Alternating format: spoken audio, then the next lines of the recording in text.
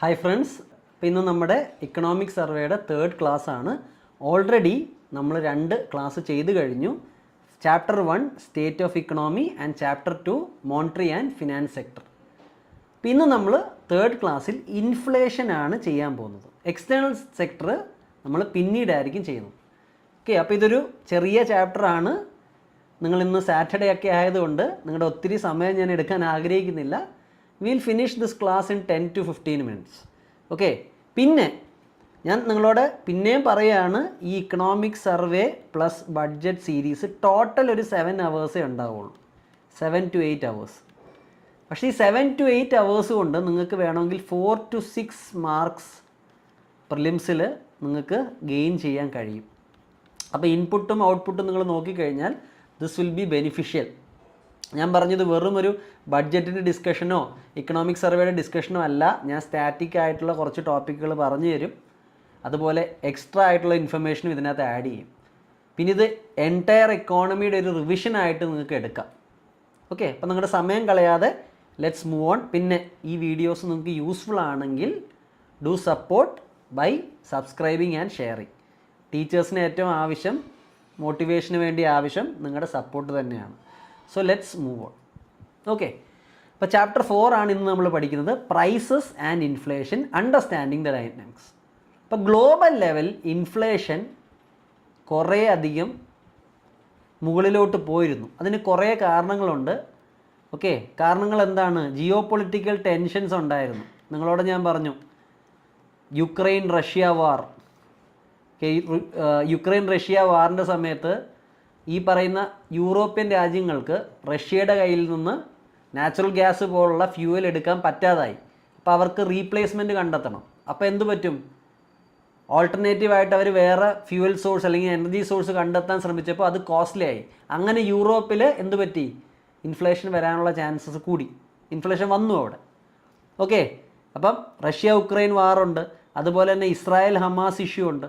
ഇത് കാരണം നമുക്കറിയാം റെഡ് സീയിൽ ഹൂതീസ് ഡിസ്ട്രപ്ഷൻ സൃഷ്ടിച്ചു, ചരക്ക് ഗതാഗതം പ്രശ്നമായി, ഇൻഫ്ലേഷൻ കൂടി. എക്സ്പെഷ്യലി ഓയിലിൻ്റെ പ്രൈസ് കൂടുമ്പോൾ എല്ലാത്തിൻ്റെയും പ്രൈസ് കൂടും. ഓക്കെ, ഹോർമൂസ് സ്ട്രെയ്റ്റിലും ചില പ്രശ്നങ്ങളുണ്ടായിരുന്നു. അതുപോലെ തന്നെ ക്ലൈമറ്റ് ചേഞ്ച് മൂലം പനാമ കനാലിലെ വെള്ളം കുറഞ്ഞപ്പോഴും അവിടെയും ചരക്ക് ഗതാഗതത്തിന് പ്രശ്നം പറ്റി. അപ്പോൾ ഇതെല്ലാം കാരണം ഗ്ലോബൽ ഇൻഫ്ലേഷൻ ഒത്തിരി ഒന്ന് പോയിരുന്നു. പക്ഷേ സെൻട്രൽ ബാങ്കുകളുടെ മോണിറ്ററി പോളിസി ടൂളുകൾ വഴി കുറേയൊക്കെ ഇൻഫ്ലേഷനെ നമുക്ക് കൺട്രോൾ ചെയ്യാൻ പറ്റിയിട്ടുണ്ട്. As per IMF, the global inflation rate moderated to 5.7% by 2024. അപ്പോൾ 2024 ഇത് 5.7 എത്തി. 2022 ഇത് 8.7 വരെ പോയിരുന്നു. അപ്പോൾ 8.7 നിന്ന് നമ്മൾ പിടിച്ചു കെട്ടി എന്ത് ചെയ്തിട്ടുണ്ട്? 5.7 എത്തിയിട്ടുണ്ട് ഗ്ലോബൽ ലെവലിലെ total inflation. Okay, monetary policy ടൂൾസൊക്കെ നിങ്ങൾക്ക് അറിയാമെന്ന് ഞാൻ പ്രതീക്ഷിക്കുന്നു. ഓക്കെ, ക്വാളിറ്റേറ്റീവും ക്വാണ്ടിറ്റേറ്റീവും ടൂൾസൊക്കെ നിങ്ങൾക്ക് അറിയാമെന്ന് ഞാൻ പ്രതീക്ഷിക്കുന്നു. ഇനി ഗ്ലോബലി നിങ്ങൾ ഇൻഫ്ലേഷൻ നോക്കിക്കേ. അഡ്വാൻസ്ഡ് എക്കോണമികളുടെ ഇൻഫ്ലേഷനാണ് നമ്മൾ നോക്കുന്നത്. അപ്പോൾ ഇടയ്ക്ക് ചിലരുടെയൊക്കെ ഇൻഫ്ലേഷൻ 10 മുകളിലൊക്കെ പോയി. പക്ഷെ ഇപ്പം നിങ്ങൾ നോക്കിക്കഴിഞ്ഞാൽ ഇവരുടെ എല്ലാ ഇൻഫ്ലേഷൻ റേറ്റ്സ് ഏകദേശം ഒരു 2 to 3% നിൽക്കുന്നത് നിങ്ങൾക്ക് കാണും. ഓക്കെ, ഇനി എമർജിങ് മാർക്കറ്റ്സ്, നമ്മളെപ്പോലുള്ള രാജ്യങ്ങളുടെ ഇൻഫ്ലേഷൻ നോക്കിയാൽ ചൈനയുടെ ഇൻഫ്ലേഷൻ കുറവാണ്, കാരണം അവർ തന്നെ പ്രൊഡ്യൂസ് ചെയ്യുന്ന ഒരവസ്ഥയാണ്. ഇന്ത്യയുടെ ഇൻഫ്ലേഷൻ നിങ്ങൾ നോക്കിയാൽ നമ്മളൊരു 4.9 നിർത്തിയിട്ടുണ്ട്. Okay, clear? ഓക്കെ, 4.9 നമ്മൾ നിർത്തിയിട്ടുണ്ട്. മെക്സിക്കോയുടേതും അവർ ഏകദേശം ഒരു 4.1 അടുത്ത് നിർത്തിയിട്ടുണ്ട്. അപ്പോൾ ഇതാണ് നമ്മുടെ ഇൻഫ്ലേഷൻ. നമ്മൾ 4.9 ഇൻഫ്ലേഷൻ നിർത്തിയിട്ടുണ്ട്. ഇതിൻ്റെ ഡിസ്കഷൻ അടുത്ത സ്ലൈഡുകളിൽ വരും കേട്ടോ. Okay, we will discuss it in another slide. പക്ഷേ ഒരു കാര്യം ഞാനിവിടെ പറഞ്ഞു തരാൻ ആഗ്രഹിക്കുന്നുണ്ട്. കഴിഞ്ഞ ക്ലാസ് കാണാത്തവർ ആ ക്ലാസ് കണ്ടാൽ നിങ്ങൾക്ക് മനസ്സിലാവും. പക്ഷെ എന്നാൽ പോലും ഞാൻ ഒന്നുകൂടെ എക്സ്പ്ലെയിൻ ചെയ്തു തരികയാണ്. ഈ വലിയ വലിയ രാജ്യങ്ങളിൽ അവർ ഇൻഫ്ലേഷൻ ടാർഗറ്റ് പലപ്പോഴും ചെറുതായിരിക്കും, 2 അല്ലെങ്കിൽ 3 ഒക്കെ ആയിരിക്കും. നിങ്ങൾ നോക്കിയാൽ US-ൻ്റെ ഇൻഫ്ലേഷൻ ടാർഗറ്റ് 2% ആണ്. എനിക്ക് തോന്നുന്നു UK EUവിൻ്റെ ഒക്കെ ഇൻഫ്ലേഷൻ ടാർഗറ്റ് 2% ആണ്. UK-യുടെ ഒക്കെ ടാർഗറ്റ്സ് 2% ആണ്. കാരണം ഇവർ ഓൾറെഡി ഒത്തിരി ഡെവലപ്പ് ചെയ്ത് കഴിഞ്ഞു. ഒട്ടും തന്നെ ഇൻഫ്ലേഷൻ ഇവർ സഹിക്കില്ല. എസ്പെഷ്യലി ജനങ്ങൾ വളരെ റിയാക്റ്റ് ആവും. പക്ഷേ നമ്മൾ എമർജിങ് മാർക്കറ്റ് ആയതുകൊണ്ട് നമ്മുടെ ഇൻഫ്ലേഷൻ ടാർഗറ്റുകൾ, എമർജിങ് രാജ്യങ്ങളുടെ പലരുടെ ഇൻഫ്ലേഷൻ ടാർഗറ്റുകൾ it will be on higher side. അപ്പം നിങ്ങൾ സ്റ്റാറ്റിക്കിൽ പഠിക്കുന്ന ഒരു കാര്യമുണ്ട്, ഇൻഫ്ലേഷൻ ആൻഡ് ഗ്രോത്ത് പാരഡോക്സ്. ഇപ്പം ഗ്രോത്ത് വരണമെങ്കിൽ കുറച്ച് ഇൻഫ്ലേഷൻ വരും, ഇറ്റ് ഈസ് അൺഅവോയ്ഡബിൾ. അപ്പോൾ ഇതിനെ രണ്ടും ബാലൻസ് ചെയ്യാൻ നമ്മുടെ സെൻട്രൽ ബാങ്ക് ശ്രമിക്കണം. പക്ഷേ എന്തായാലും ഗ്രോത്ത് വരുമ്പോൾ കുറച്ച് ഇൻഫ്ലേഷൻ വരും. കുറേ ഗ്രോത്തിന് നമ്മൾ ശ്രമിക്കുമ്പോൾ അതിൻ്റെ ഒരു ഇൻഫ്ലേഷനൂടെ കയറി വരും. ഇൻഫ്ലേഷൻ മൊത്തത്തിൽ നമ്മൾ കട്ട് ചെയ്യാൻ നോക്കിയാൽ ഗ്രോത്തിനെ ബാധിക്കും. അപ്പോൾ ഇതൊരു ടെൻഷനാണ് സെൻട്രൽ ബാങ്കുകൾ ഡീൽ ചെയ്യുന്നത്. നിങ്ങൾ സ്റ്റാറ്റിക്ക് പഠിക്കണം കേട്ടോ. Inflation and growth paradox, you should study this. Okay, അപ്പോൾ ഞാൻ പറഞ്ഞത് ഇത്രയേ ഉള്ളൂ സിമ്പിളായിട്ട്. ഇവിടെ ഓബ്വിയസ്ലി വലിയ വലിയ അഡ്വാൻസ്ഡ് രാജ്യങ്ങളുടെ ഇൻഫ്ലേഷൻ ടാർഗറ്റ് ചെറുതും എമർജിങ് ആയിട്ടുള്ള മാർക്കറ്റുകളുടെ ഇൻഫ്ലേഷൻ ടാർഗറ്റ് കുറച്ചുകൂടെ ഹയർ സൈഡിലും ആയിരിക്കും. അതൊരു ജനറൽ ട്രെൻഡാണ്, നിങ്ങളത് ക്ലിയർ ആക്കി വയ്ക്കുക. ഓക്കെ, ഇനി നമുക്ക് ഹെഡ്ലൈൻ, രണ്ട് ബേസിക് കോൺസെപ്റ്റാണ്, നിങ്ങൾക്ക് എല്ലാവർക്കും അറിയാമായിരിക്കും. ഹെഡ്ലൈൻ ഇൻഫ്ലേഷൻ എന്ന് പറഞ്ഞൊരു കോൺസെപ്റ്റ് ഉണ്ട്. ഹെഡ്ലൈൻ ഇൻഫ്ലേഷൻ്റെ പ്രത്യേകത എന്താ സ്റ്റുഡൻസ്? ഹെഡ്ലൈൻ ഇൻഫ്ലേഷൻ എന്ന് പറഞ്ഞു കഴിഞ്ഞാൽ it contains all the goods and services. ഈ കമോഡിറ്റി ബാസ്ക്കറ്റിൽ എല്ലാ ഗുഡ്സും സർവീസും വരും. Housing, transportation, medical, electronics, food, energy എല്ലാം കൂടെ ചേർന്നിട്ടുള്ള ഇൻഫ്ലേഷനെയാണ് നമ്മൾ എന്ത് പറയുന്നത്? ഹെഡ്ലൈൻ ഇൻഫ്ലേഷൻ എന്ന് പറയുന്നത്. പക്ഷേ ഹെഡ്ലൈൻ ഇൻഫ്ലേഷനിൽ നിന്ന് രണ്ട് കാര്യങ്ങൾ നമ്മൾ മാറ്റിക്കളഞ്ഞു കഴിഞ്ഞാൽ, ഫുഡും എനർജിയും. ചിലയിടത്ത് ഇത് ഫുഡ് ഫ്യൂവൽ എന്ന് പറയും, ചിലർ ഫുഡ് ഫ്യൂവൽ ആൻഡ് ലൈറ്റിംഗ് എന്ന് പറയും. എങ്ങനെയോ ആയിക്കോട്ടെ, സിമ്പിളായിട്ട് ഫുഡും ഫ്യൂവലും ഒഴിവാക്കിയാൽ ബാക്കിയുള്ള ഇൻഫ്ലേഷനെയാണ് നമ്മൾ കോർ ഇൻഫ്ലേഷൻ എന്ന് വിളിക്കുന്നത്. കാരണം ഏറ്റവും കൂടുതൽ വോളറ്റൈൽ ആയിട്ടുള്ള, പ്രൈസ് അങ്ങോട്ടും ഇങ്ങോട്ടും മാറുന്ന, കൂടുകയും കുറയുകയും ചെയ്യുന്ന രണ്ട് കമോഡിറ്റീസാണ് ഫുഡും ഫ്യൂവലും. നമുക്കറിയാം, മിഡിൽ ഈസ്റ്റിലൊരു പ്രശ്നം ഉണ്ടായാൽ ഫ്യൂവലിൻ്റെ പ്രൈസ് കൂടും. ഒരു ക്ലൈമറ്റിക് ഇഷ്യൂ ഉണ്ടായാൽ ഉടനെ ഫുഡിൻ്റെ പ്രൈസ് കൂടും. ക്ലിയർ? അതുകൊണ്ട് ഇത് രണ്ടും ഭയങ്കര വോളറ്റൈലാണ്. അപ്പോൾ ഇതിനെ രണ്ടിനെയും ഒഴിച്ചു നിർത്തി ബാക്കിയുള്ള ഇൻഫ്ലേഷനെ നമ്മൾ എന്ത് വിളിക്കും? Core inflation. Core inflation excludes volatile food and energy prices drop to its lowest level in decade. Clear? This suggest that underlying inflationary pressures in the economy are weakening. ഇപ്പോൾ കുറേയൊക്കെ ഇതിനെയൊക്കെ പിടിച്ചു കെട്ടാൻ നമുക്ക് പറ്റിയിട്ടുണ്ട്. പക്ഷേ ബേസിക് കോൺസെപ്റ്റ് നിങ്ങൾക്ക് മനസ്സിലാക്കണം. എല്ലാം കൂടെ ചേർന്നുള്ളത് ഹെഡ്ലൈനും അതിനകത്ത് ഫുഡും ഫ്യൂവലും ഒഴിച്ചു നിർത്തി കഴിഞ്ഞാൽ core inflation. Hope you are clear with this. Okay, ഇന്ത്യയിൽ retail inflation it reduce from 5.4% to 4.9. ഞാനിവിടെ ഇത് എക്സ്പ്ലെയിൻ ചെയ്യുമെന്ന് നിങ്ങളോട് പറഞ്ഞിരുന്നു. നമുക്ക് WPIയും ഉണ്ട്, ഹോൾസെയിൽ പ്രൈസ് ഇൻഡെക്സ് ഉണ്ട്. ഹോൾസെയിൽ ലെവലിൽ ഇൻഫ്ലേഷനും കാൽക്കുലേറ്റ് ചെയ്യുന്നുണ്ട്. റീറ്റെയിൽ ലെവലിൽ നമുക്ക് കൺസ്യൂമർ പ്രൈസ് ഇൻഡെക്സ് ആണ് നമ്മുടെ ഇൻഫ്ലേഷൻ. RBI പോളിസി ഉണ്ടാക്കാനൊക്കെ CPI ആണ് കൂടുതൽ യൂസ് ചെയ്യുന്നത്. അപ്പോൾ നമ്മൾ CPI ആണ് ഇവിടെ ഡിസ്കസ് ചെയ്യുന്നത്. ഇപ്പോൾ 5.4 ഉണ്ടായിരുന്ന ഇൻഫ്ലേഷൻ കുറഞ്ഞ് എവിടേക്ക് ആയിട്ടുണ്ട്? 4.9 ആയിട്ടുണ്ട്. നമ്മുടെ മോണിറ്ററി പോളിസി ഫ്രെയിംവർക്ക് അനുസരിച്ച് നമ്മുടെ ഇൻഫ്ലേഷൻ ടാർഗറ്റ് എത്രയാണ് സ്റ്റുഡൻറ്റ്?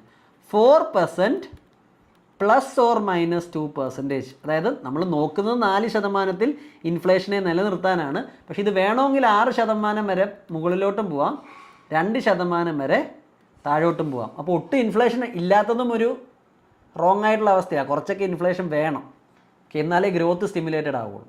ഇതുമായിട്ടൊരു കണക്ഷനുണ്ട്. ഓക്കെ, ഈ പറയുന്ന RBIയും IMFും പറയുന്നത് ഫിനാൻഷ്യൽ ഇയർ 26 ആകുമ്പോഴത്തേക്കും നമ്മുടെ ഇൻഫ്ലേഷൻ പക്ക 4%ലേക്ക് എത്തും. Okay, correct 4%. പക്ഷേ നമ്മുടെ ടാർഗറ്റിൽ 2% എക്സെപ്ഷൻ, കൂടാനും കുറയ്ക്കാനും ഉള്ള ഒരു എക്സെപ്ഷൻ കൊടുത്തിട്ടുണ്ട്. എന്നാൽ പോലും RBIയും IMFും പറയുന്നത് ഫിനാൻഷ്യൽ ഇയർ 26 ആകുമ്പോഴത്തേക്ക് നമ്മുടെ ഇൻഫ്ലേഷൻ 4%ലേക്ക് എത്തുമോന്ന്. ഇനി ഇൻഫ്ലേഷൻ നിങ്ങൾ നോക്കിക്കഴിഞ്ഞാൽ ഇവിടെയാണ് നമുക്ക് ട്രെൻഡ് ബേസ്ഡ് ചില അണ്ടർസ്റ്റാൻഡിങ് ഡെവലപ്പ് ആവുന്നത്. നമ്മുടെ CPI നിങ്ങൾ നോക്കിയാൽ ഞാൻ പറഞ്ഞു ഏകദേശം 4.9% ആണ്. പക്ഷേ നമ്മുടെ ഫുഡ് ഇൻഫ്ലേഷൻ നോക്കിക്കുക നിങ്ങൾ, ഫുഡ് ഇൻഫ്ലേഷൻ 8% മുകളിലാണ്. അപ്പം നമ്മുടെ CPI അതൊരു ഹെഡ്ലൈൻ ഇൻഡെക്സ് ആണ്. അതിനകത്ത് ഫുഡും വരും, ഫ്യൂവലും വരും, എല്ലാം വരും. ഇതെല്ലാം കൂടെ ചേർന്നിട്ടാണ് 4.9%. അപ്പോൾ ഈ 4.9% ആവാനുള്ള ഏറ്റവും വലിയ കാരണക്കാരൻ ആരാണ്? ഫുഡിൻ്റെ പ്രൈസസ് ആണ്, ഫുഡ് ഇൻഫ്ലേഷനാണ്. Consumer food inflation, price inflation. കാരണം ഈ ഫുഡ് പ്രൈസ് ഇൻഫ്ലേഷൻ ഏകദേശം 8% മുകളിലാണ്. അപ്പോൾ ഇതിൻ്റെ എഫക്റ്റ് കാരണമാണ് ഓവറോൾ ഇൻഫ്ലേഷൻ ഈ 4.9 നിൽക്കുന്നത്. ഫുഡ് പ്രൈസ് ഒഴിവാക്കിയാൽ നമ്മുടെ ഇൻഫ്ലേഷൻ വളരെയധികം കുറയും. നമുക്കിവിടെ കോർ ഇൻഫ്ലേഷൻ കാണാം. ഫുഡിൻ്റെയും ഫ്യൂവലിൻ്റെയും പ്രൈസ് കുറച്ചാൽ നമ്മുടെ ഇൻഫ്ലേഷൻ 4% വരെ താഴെയാണ് നമ്മുടെ കോർ ഇൻഫ്ലേഷൻ. അപ്പോൾ പ്രശ്നക്കാരൻ ആരാ സ്റ്റുഡൻസ്? നമ്മുടെ ഓവറോൾ ഇൻഫ്ലേഷൻ കൂട്ടാനുള്ള കാരണം ആരാണ്? ഫുഡിൻ്റെ പ്രൈസസാണ്. ഫുഡിൻ്റെയും ഫ്യൂവലിൻ്റെയും കൂടെ പ്രൈസും നോക്കിക്കഴിഞ്ഞാൽ, മാറ്റിക്കഴിഞ്ഞാൽ കോർ ഇൻഫ്ലേഷൻ 4 താഴെയാണ്.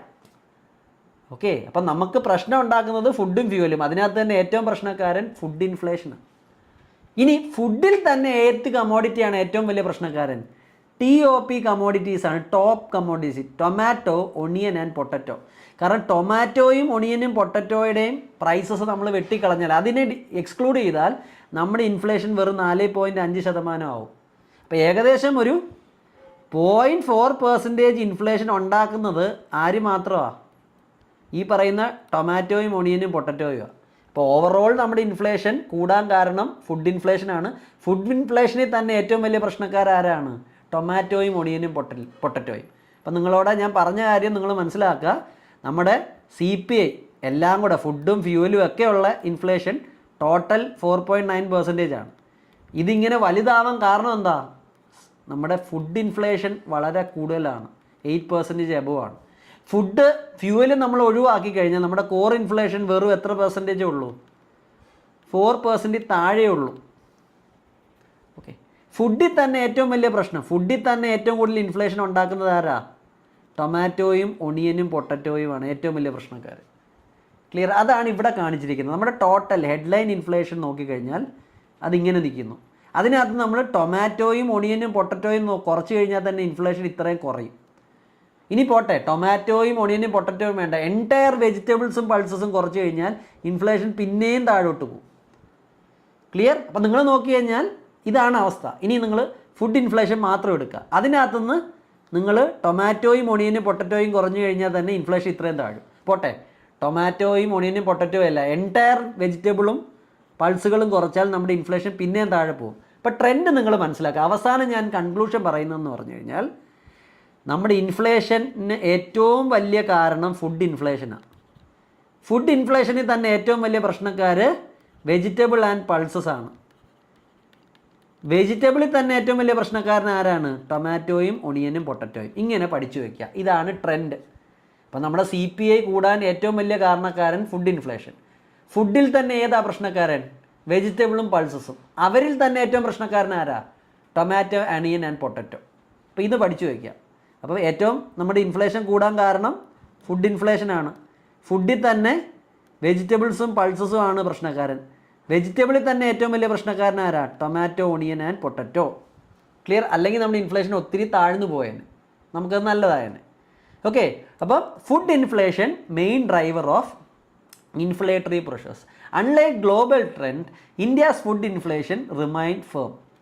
Okay, this was not broad-based issue but was largely driven by few commodities. നമ്മുടെ ഫുഡ് ഇൻഫ്ലേഷൻ എല്ലാ ഫുഡിനും നമുക്ക് പ്രശ്നമില്ല, വിലക്കയറ്റമൊന്നുമില്ല. ഫുഡ് ഇൻഫ്ലേഷൻ ഏറ്റവും കൂടിയേക്കുന്നത് വെജിറ്റബിൾ ആൻഡ് പൾസസിനാണ്. Okay, despite only having 8.4% weightage in CPI. നിങ്ങൾ ഹോംവർക്ക് ചെയ്യണം. CPIയിൽ ഓരോ ഗുഡ്സിനുള്ള വെയിറ്റേജ് എന്താണെന്ന് നോക്കണം. ഏറ്റവും കൂടുതൽ ഏതാ, ഏറ്റവും കുറവ് ഏതാണ്. എന്നാലും പോട്ടെ, വെജിറ്റബിളിനും പൾസസിനും CPIയിലെ എൻറ്റയർ CPI നോക്കിയാൽ വെയിറ്റേജ് 8.42% ഉള്ളൂ. പക്ഷേ ഇൻഫ്ലേഷൻ്റെ കോൺട്രിബ്യൂഷൻ 32%. ഓക്കെ, അതായത് ഫുഡ് ബാസ്ക്കറ്റിൽ ഇത് വെറും 8.42% ആണെങ്കിലും ഇത് കോസ് ചെയ്യുന്ന ഇൻഫ്ലേഷൻ 32%. ഓക്കെ, അപ്പോൾ CPIയിൽ കുറേ പ്രോഡക്റ്റ്സ് ഉണ്ട്. അതിനകത്ത് ഈ വെജിറ്റബിളും പൾസും വെറും 8.42% കോൺസ്റ്റിറ്റ്യൂട്ട് ചെയ്യുന്നുള്ളൂ. പക്ഷേ 8.42% മാത്രം കോൺസ്റ്റിറ്റ്യൂട്ട് ചെയ്യുന്ന ഈ കമോഡിറ്റി 32% ഇൻഫ്ലേഷന് കാരണമാകുന്നു, ടോട്ടൽ ഇൻഫ്ലേഷൻ്റെ. അപ്പം ഇന്ത്യയിലെ ടോട്ടൽ ഇൻഫ്ലേഷൻ്റെ 32% ഇൻഫ്ലേഷന് കാരണം വെജിറ്റബിളും പൾസസുമാണ്. ക്ലിയർ ആണോ? ഓക്കെ, ഇത് നമ്മൾ അഗ്രികൾച്ചർ പഠിക്കുമ്പോൾ കുറച്ചുകൂടെ പഠിക്കും. Excluding these items the overall food inflation would drop by 4.1%. Okay, അപ്പോൾ ഈ വെജിറ്റബിളും പൾസും കുറഞ്ഞു കഴിഞ്ഞാൽ നമ്മുടെ ഇൻഫ്ലേഷൻ ഒരു 0.8% കുറഞ്ഞ് നമ്മുടെ കറക്റ്റ് ടാർഗറ്റിന് അടുത്തെത്തും, 4.1%. അപ്പോൾ ഇതിന് വളരെ ഇമ്പാക്റ്റാണ്. ഇത് ചെറിയൊരു ബാസ്ക്കറ്റ് ആണെങ്കിലും ഇതിൻ്റെ ഇമ്പാക്റ്റ് വല്ലതാണ്. അപ്പം ഞാൻ പറഞ്ഞ പോലെ ഇന്ത്യയുടെ ഓവറോൾ ഇൻഫ്ലേഷൻ കൂടാൻ കാരണം ഫുഡ് ഇൻഫ്ലേഷനാണ്. അതിൽ തന്നെ വെജിറ്റബിളും പൾസസും ആണ് പ്രശ്നക്കാർ. അതിൽ തന്നെ വെജിറ്റബിളിലെ ടൊമാറ്റോ, ഒണിയൻ ആൻഡ് പൊട്ടറ്റോ ആണ് പ്രശ്നക്കാർ. ഓക്കെ, അപ്പം നിങ്ങൾക്ക് കാണാം ഏറ്റവും കൂടുതൽ ഇൻഫ്ലേഷൻ ഉണ്ടാക്കുന്നത് വെജിറ്റബിൾസ്, അത് കഴിഞ്ഞ് പൾസസ്, അത് കഴിഞ്ഞ് സീരിയൽസ്, അത് കഴിഞ്ഞ് ഫ്രൂട്ട്സ്, അത് കഴിഞ്ഞ് എഗ്ഗ്, പിന്നെ മീറ്റ്, ഫിഷ്, ഇങ്ങനെ പോകും. ഇനി കഴിഞ്ഞ വർഷങ്ങളെ നോക്കി ഏറ്റവും പണി നമുക്ക് കിട്ടിയേക്കുന്നത് വെജിറ്റബിൾ ഇൻഫ്ലേഷനാണ്. കഴിഞ്ഞ വർഷം വെച്ച് നോക്കുമ്പോൾ പൾസ് ഇൻഫ്ലേഷനെ നമുക്ക് കുറച്ച് കൺട്രോൾ ചെയ്യാൻ പറ്റിയിട്ടുണ്ട്, കുറയ്ക്കാൻ പറ്റിയിട്ടുണ്ട്. പക്ഷേ വെജിറ്റബിൾ ഇൻഫ്ലേഷൻ കൂടുക ചെയ്തേക്കുന്നത് 24-25 ഡേറ്റ കമ്പയർ ചെയ്യുമ്പോൾ. ഇപ്പോൾ കഴിഞ്ഞ വർഷം പ്രശ്നക്കാർ വെജിറ്റബിൾ തന്നെയാണ്. വെജിറ്റബിളിൽ തന്നെ ഏറ്റവും വലിയ പ്രശ്നക്കാരൻ ആരാ? Tomato, onion, potato. ഈ വെജിറ്റബിൾസ് കഴിഞ്ഞ അടുത്ത പ്രശ്നക്കാരൻ ആരായിരിക്കും? പൾസസ് ആണ്. Okay, clear? അപ്പം ഇന്ത്യയിൽ ഇൻഫ്ലേഷൻ വരാൻ കാരണമായത് ഒണിയനാണ് ഏറ്റവും വലിയ പ്രശ്നം. Onion are staple food item in India and key driver of inflation. Around 70% of onions are produced in rabi season.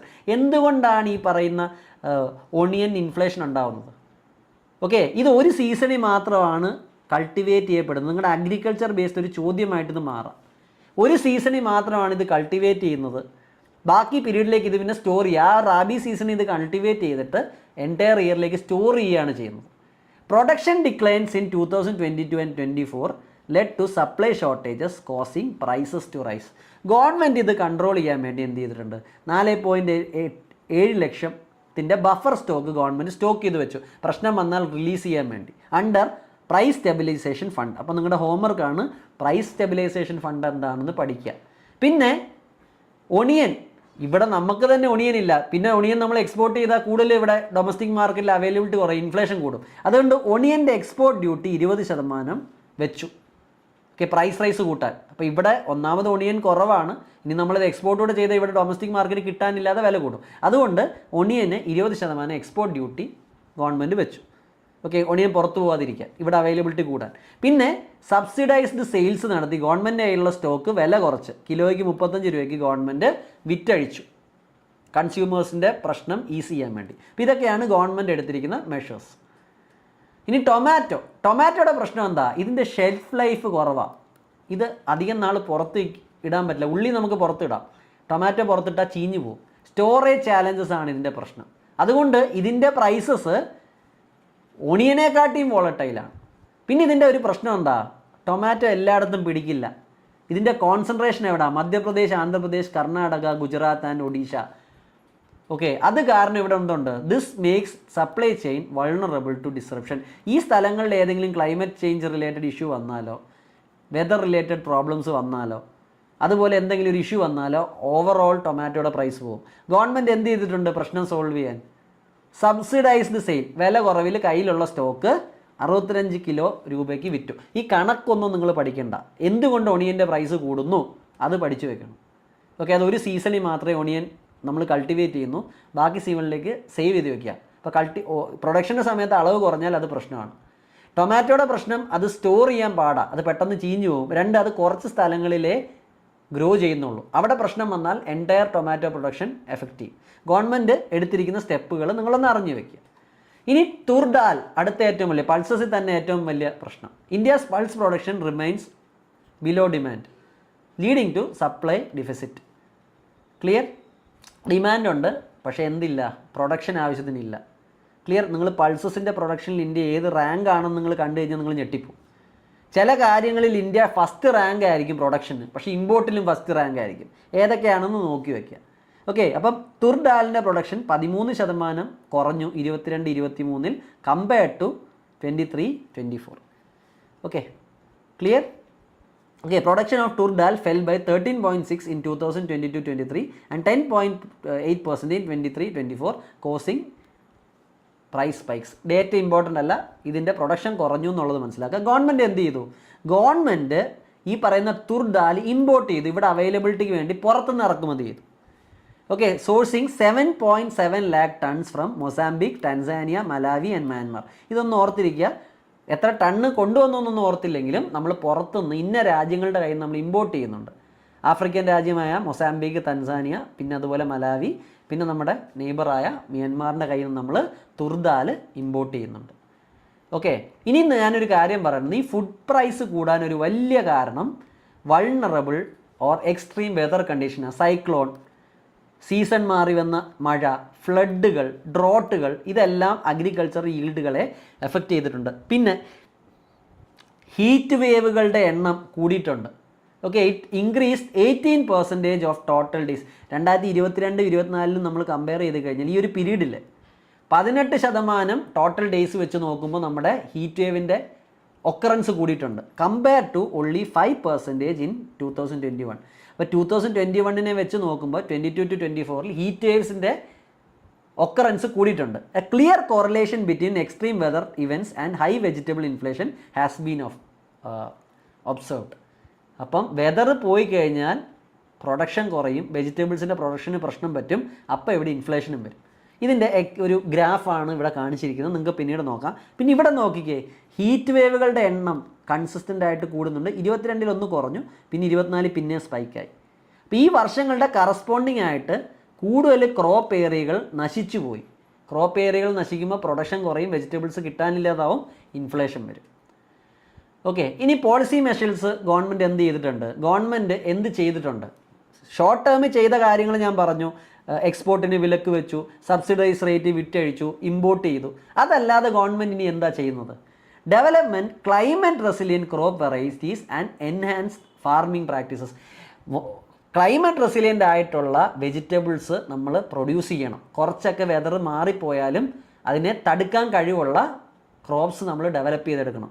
അതിനകത്ത് നമ്മുടെ റിസർച്ച് ആൻഡ് ഡെവലപ്മെൻറ്റിന് വലിയ റോളുണ്ട്. ഓക്കെ, ഫാർമിംഗ് പ്രാക്ടീസസ് ബെറ്റർ ആക്കണം to mitigate the effect of extreme weather. പ്രശ്നം വന്നാലും better practices വഴി നമ്മൾ പ്രശ്നങ്ങൾ പരിഹരിക്കും to achieve long term stability. പിന്നെ ഫാമേഴ്സിനെ ട്രെയിൻ ചെയ്യണം. ട്രെയിൻ ചെയ്താലാണ് അവർക്ക് പ്രോപ്പറായിട്ട് ക്രോപ്പ് ചെയ്യാൻ പറ്റൂ. പ്രോപ്പറായിട്ട് ക്രോപ്പ് ചെയ്ത് കഴിഞ്ഞാൽ ചിലപ്പോൾ നമുക്ക് ക്ലൈമറ്റ് റെസിലിയൻ്റ് ആയിട്ടുള്ള ക്രോപ്സിനെ ഡെവലപ്പ് ചെയ്യാം. ഓക്കെ, വേസ്റ്റേജ് കുറയ്ക്കാം, ഈൽഡ് കൂട്ടാം. ക്ലിയർ? അപ്പോൾ ഫാർമേഴ്സിന് പ്രോപ്പറായിട്ടുള്ള സയൻറ്റിഫിക് ആയിട്ടുള്ള ഫാമിംഗ് പഠിപ്പിച്ചു കൊടുക്കുക, അപ്പോൾ പ്രൊഡക്ഷൻ കൂടും. Strengthening real time data collection for better price monitoring and policy intervention. ഇനി സീരിയൽസിനും പൾസസിനും വെജിറ്റബിൾസിനും വേണ്ടി ഇതിൻ്റെ ഇൻഫ്ലേഷൻ കുറയ്ക്കാൻ ഗവൺമെൻറ് എന്തൊക്കെ ചെയ്തിട്ടുണ്ട്? സ്റ്റോക്ക് ലിമിറ്റ് വീറ്റിൻ്റെ കൂടിയിട്ടുണ്ട്.